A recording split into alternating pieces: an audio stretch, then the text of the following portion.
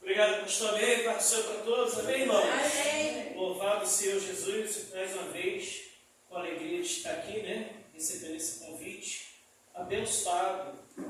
Convite de Deus, né? Para que Ele venha abençoar nossas vidas mais uma noite em nome do Senhor Jesus. Quem está feliz com Jesus? Amém. Graças a Deus. Vamos louvar o nome do Senhor Jesus na harpa, hino de número 5, por favor. Ó, desce fogo santo, em nome de Jesus, graças a Deus. Espírito, alma e corpo, ofereço a ti, Senhor, como hóstia verdadeira, em oração de amor. Em tudo é Deus consagro, em Cristo vi voltar. Ó, desce fogo santo, do céu vem tu selar. Sou teu, ó Jesus Cristo, teu sangue me comprou. Eu quero a tua graça, pois de ti sempre sou. Em tudo a Deus consagro, em Cristo vi voltar. Ó, desce fogo santo, do céu vem tu selar. Espírito divino, do Pai a promissão, sedenta alma pede a ti a tua unção. Em tudo a Deus consagro, em Cristo vi voltar. Ó, desce fogo santo, do céu vem tu selar. Em tudo a Deus consagro, em Cristo vi voltar. Ó, desce fogo santo, do céu vem tu selar. Amém. Glória a Deus. Amém, meus irmãos. E esse fogo santo está aqui, graças a Deus. Não um fogo estranho, mas um fogo santo, né? Que vem do Senhor, vem do céu, para poder selar aqueles que vivem pela fé, aqueles que vivem em novidade de vida, em certeza de fé, que a fé é certeza, né? Sem fé é impossível agradar a Deus. Que a fé, ela nos aproxima de Deus, né, irmãos? A fé é o combustível que alimenta o cristão, mantendo o cristão de pé. Quanto mais nós agirmos a fé, nós vamos nos aproximando de Deus, né? Quando deixamos de agir a fé, damos lugar às dúvidas, às incertezas, à descrença, nós vamos nos afastando do Deus vivo. O que nos aproxima de Deus é a fé.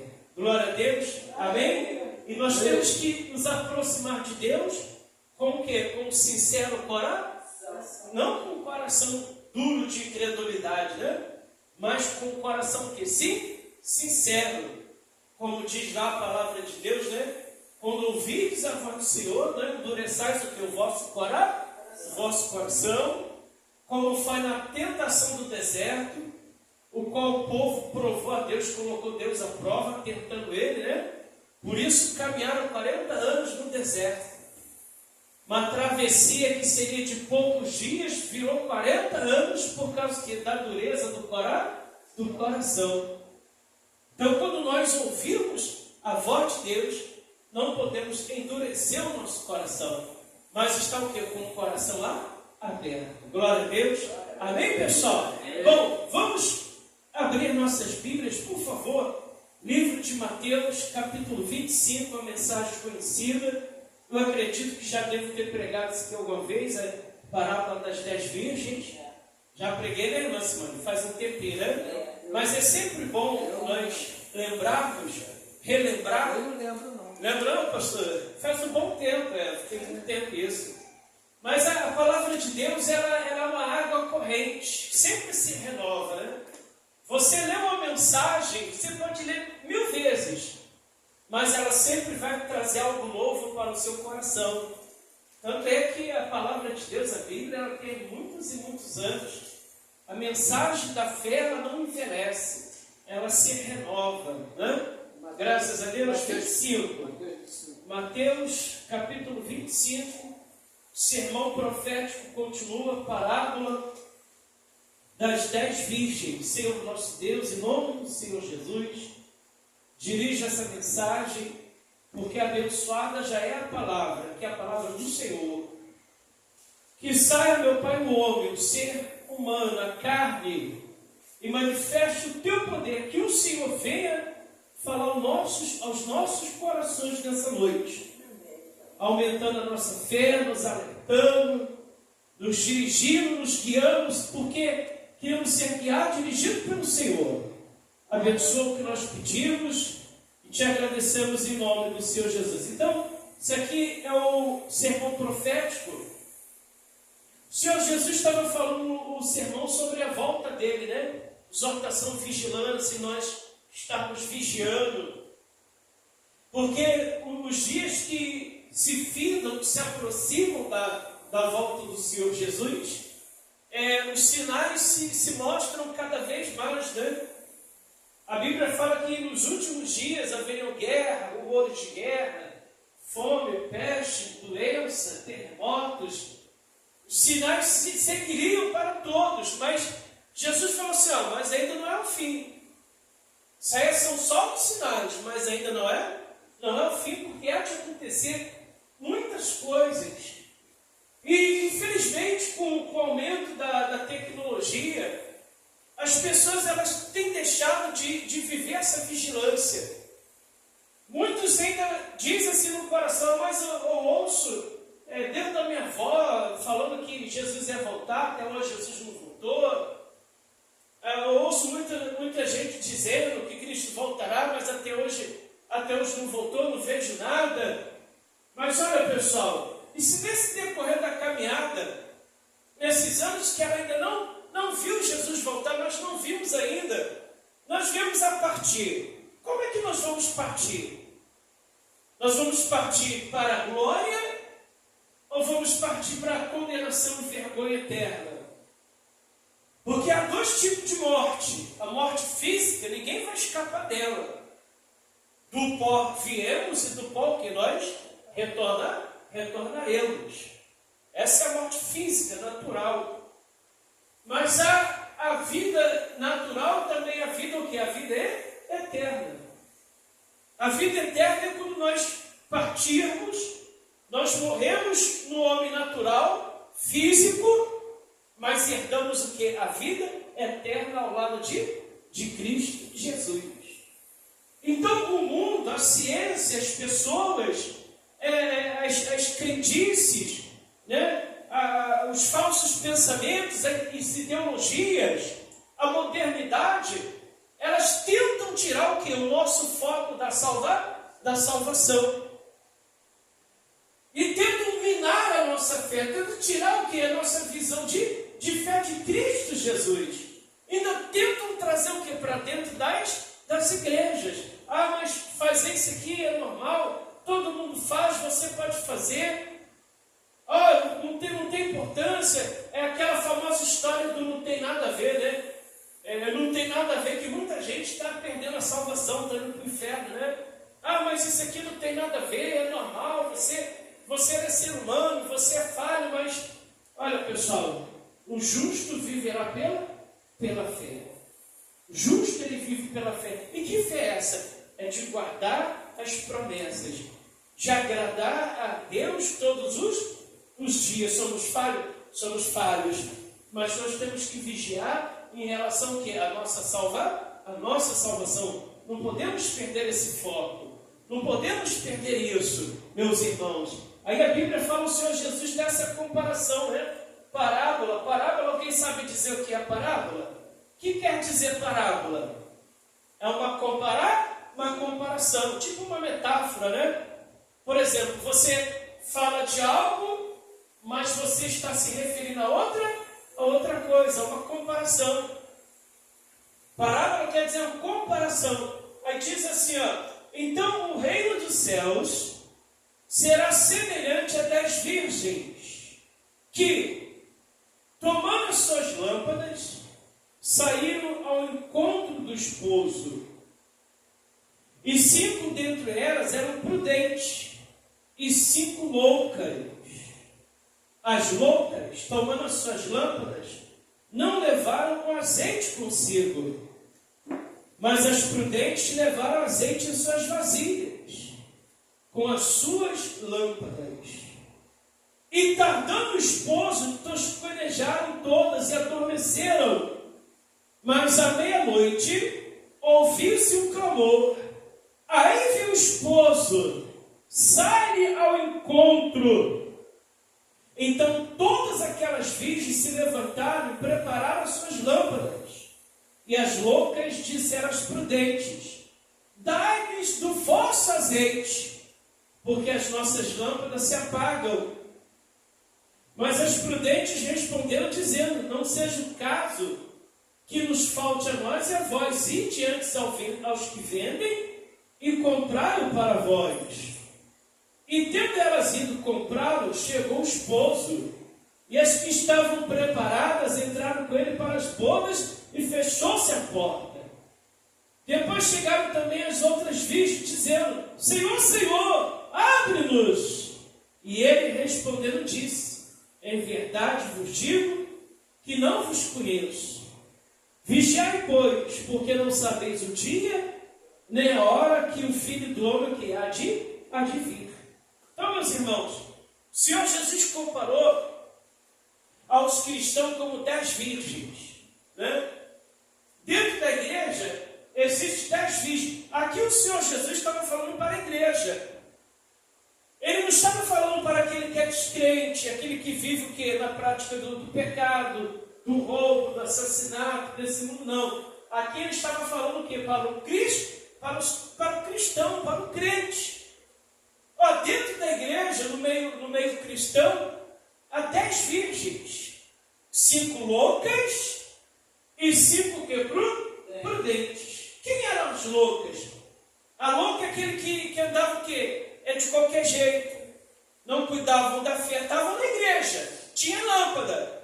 Lâmpada quer dizer o quê? A sua vida, né?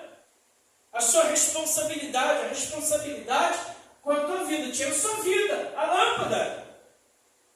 Até tinha azeite na lâmpada. Igual o joio e o trigo, né? Vocês lembram da parábola do joio e trigo, né? É igual, o joio é igual ao trigo.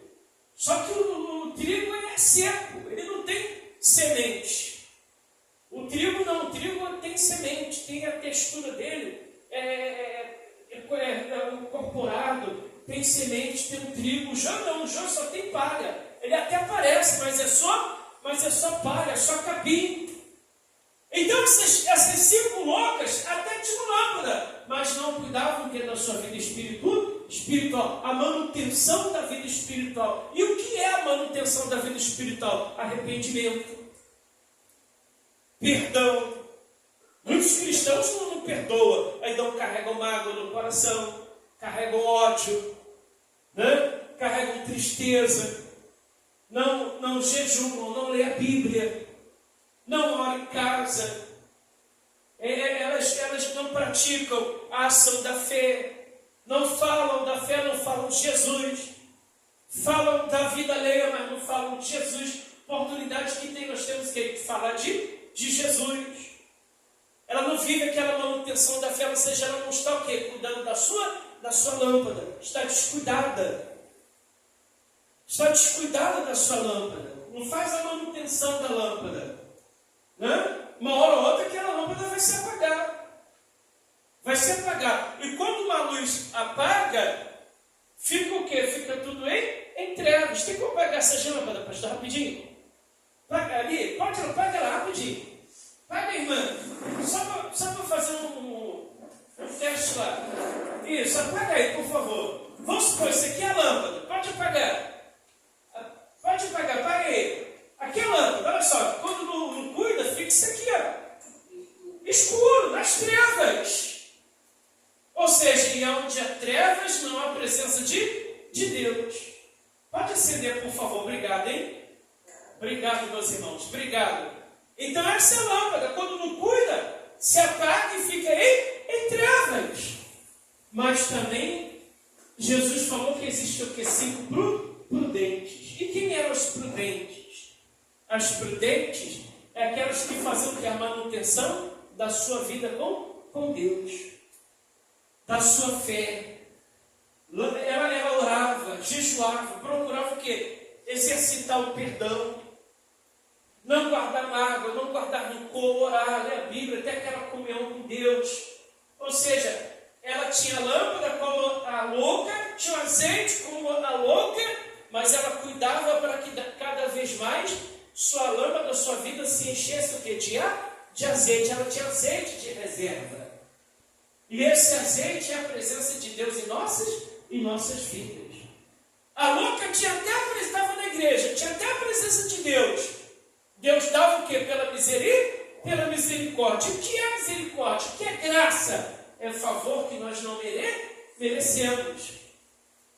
Mas uma coisa é você receber, e outra coisa é o quê? É cuidar daquilo que você recebeu. Se nós não cuidamos daquilo que nós não recebemos, vai acontecer o quê? De nós perdermos, porque nós não cuidamos daquilo que recebemos. Então, as 10 virgens estavam lá esperando o noivo. A igreja está esperando o noivo. O noivo é Cristo. A igreja é a noiva de Cristo. Estamos aguardando para nos encontrar com o Senhor Jesus. E à meia-noite, por que à meia-noite? À meia-noite é quando ninguém está o quê? Esperando. À meia-noite é quando ninguém está esperando. A Bíblia diz que todos os que adormeceram, pegaram no sono, todos. E esse pegar no sono aqui está descansado, né? Está descansado, desprevenido, está descansado ali. Então as 5 loucas viraram para as prudentes quando viram que o noivo estava vindo. Chegou o servo gritando: olha, o noivo está vindo o noivo. E esse grito do servo dizendo que o noivo está vindo é a pregação do Evangelho. O Evangelho todo o tempo está falando o quê? Está vindo o noivo. Jesus está voltando. Prepara a igreja. Prepara a sua vida para a volta de Cristo. Muitos estão preocupados com o seu dia a dia. Muitos estão preocupados de subir o altar, o púlpito, e já tem lá a lista das contas. Isso aqui é conta de luz, eu tenho que pedir a oferta que eu tenho que pagar essa conta de luz esse mês, eu tenho que pagar o tecladista, eu tenho que pagar a mensalidade da não sei o quê, eu tenho que pagar a prestação do carro da igreja. Ou seja, já tem preocupado com a lista do que tem que pagar, e ele ainda fala assim: eu tenho que pedir oferta, que eu tenho que pagar isso. Então, vou pedir o povo, pedir contribuição para o aluguel, contribuição não sei o quê, e esquece o quê? De preparar para a salvação da alma. O povo para a salvação da alma. E nós não podemos deixar de falar da salvação da alma. Não podemos deixar. A igreja tem a sua manutenção, tem o aluguel, tem despesa, tem luz, tem. Mas, em primeiro lugar, o que é o reino de Deus, a sua justiça, e todas essas coisas vos serão o que, pessoal? Acrescentadas. Nós temos que zelar pela manutenção das nossas lâmpadas. Cuidar de sempre estar o quê? Com azeite. Carregada de azeite. Tem um hino antigo que diz, né? Põe azeite na candeia. E a Senhor, quem lembra desse hino? Lembra? Põe azeite na candeia. E a Senhor, é antigo, ninguém lembra. meu Deus do céu, muito antigo. Eu ouvia quando era pirralho ainda, adolescente. Ia na igreja, né, acompanhar os pais e cantava lá, né? Põe azeite na candeia, Senhor. Então nós temos que cuidar para que esse azeite não nos falte. Amém, igreja? Amém. Louvado seja Jesus. Então, quando se ouviu o grito, eis o noivo, as prudentes que tinham azeite, as loucas falaram, lá, dá um pouco desse azeite aí para a gente. Falou, não, nós não podemos dar desse azeite. Vai quem compra, vai quem vende, vai quem vende, compra, para que não falte a vocês e também não falte a nós. Esse azeite é o que? É a presença de Deus, o Espírito Santo, é a salvação. A salvação, meus irmãos, é intransferível. Eu não posso ter salvação para o pastor, eu não posso ter o Espírito Santo para o pastor, nem ele ter para mim. Cada um tem que cuidar o quê? Da sua salvação. A salvação é individual. Você tem que cuidar. Nós podemos te orientar, te ajudar para que você alcance, você se fortaleça, mas o Espírito Santo é individual, ele é único, onipresente, onisciente, sim, mas cada um tem que cuidar o quê? Da sua lâmpada, do azeite da sua lâmpada. Então os prudentes falam assim, olha, é intransferível, nós não podemos dar para vocês. Vocês que têm que buscar, vai buscar em quem vende, vai buscar em quem tem. E quando elas foram buscar, elas entraram para festejar com o noivo. E fechou-se a porta. E a porta, meus irmãos, da oportunidade ainda está aberta. A porta da oportunidade para a salvação ainda o que? Está aberta. A Bíblia diz assim, ó, uma porta grande e oportuna que está preparada, mas há muitos adversários. O adversário não quer que você passe pela porta da salvação. Jesus falou assim, existe a porta estreita e a porta larga. Porta estreita conduz à salvação, o reino de Deus. A porta larga é o que? Para a perdição. E essa porta larga é o que? Está de qualquer jeito, está de qualquer jeito na igreja. Né? Como eu falei, com mágoas, com ranço, com mentira, com ódio, com rancor. Nós temos que deixar essa bagagem. Aqui vamos, por exemplo, aqui é a porta estreita. Vamos supor que meu braço seja as bagagens. Se eu entrar com essas bagagens, eu vou poder passar pela porta estreita? Não. Eu tenho que ir eliminando as bagagens, jogando as bagagens fora. Bagagem da adultério, a bagagem da promiscuidade, a bagagem da mentira, a bagagem do ódio, a bagagem do medo, do rancor, da falta de fé, para que eu entre o quê? Pela porta estreita, sem bagagem nenhuma. Porque tudo que está aqui, nós não vamos levar para o reino de Deus, pessoal. E não podemos, se não vamos levar nada, então não vem entrar mágoa, ódio, rancor. Não é isso? Sim ou não? Vocês estão compreendendo, igreja? Nós não vamos levar nada. E quando as nessas voltaram, eis que a porta da oportunidade estava o quê? Fechada. E estava lá as prudentes que cuidaram da lâmpada, ainda cuidaram de ter o que? Mais azeite na lâmpada. Louvado seja o nome do Senhor Jesus. Quero dar só uma referência aqui. Abre em Lucas 17, 27, por favor. Lucas 17, 27. Por favor. Lucas 17, 27. Lucas 17, versículo 27, por favor. Em nome do Senhor Jesus.